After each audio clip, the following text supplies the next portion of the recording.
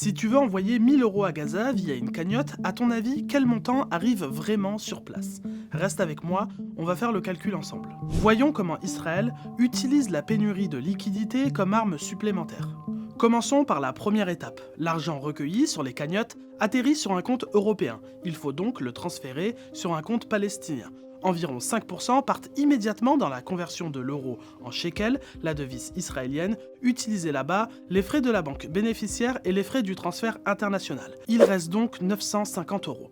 950 euros, c'est la somme qui est censée arriver aux bénéficiaires à Gaza qui devraient pouvoir les retirer en espèces.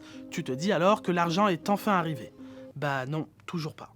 Dans la bande de Gaza, 56 agences bancaires ont été rayées de la carte et 94 distributeurs automatiques de billets ont été détruits par Israël. Et depuis le 7 octobre 2023, Israël a drastiquement restreint la quantité d'argent liquide qui entre dans l'enclave. Alors, la seule façon de récupérer l'argent d'une cagnotte, c'est de se tourner vers le marché noir. Et les courtiers en espèces prélèvent une commission astronomique jusqu'à 40% lors du retrait. Ce qui fait donc environ 380 euros de moins. Au final, il restera aux bénéficiaires environ 570 euros, autrement dit sur les 1000 euros initiaux, c'est à peine plus de la moitié qui arrive. Et ce n'est pas un hasard. La pénurie de cash est une arme économique qu'Israël utilise contre la population de Gaza. La situation est devenue si catastrophique que les gens réparent les billets abîmés pour pouvoir continuer à acheter et certains ont même recours au troc.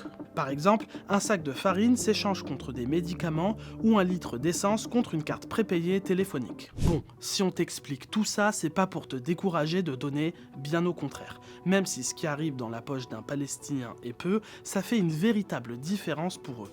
Les Palestiniens de Gaza ont besoin de chaque euro. C'est en comprenant ces obstacles qu'on pourra trouver des solutions et continuer à les soutenir.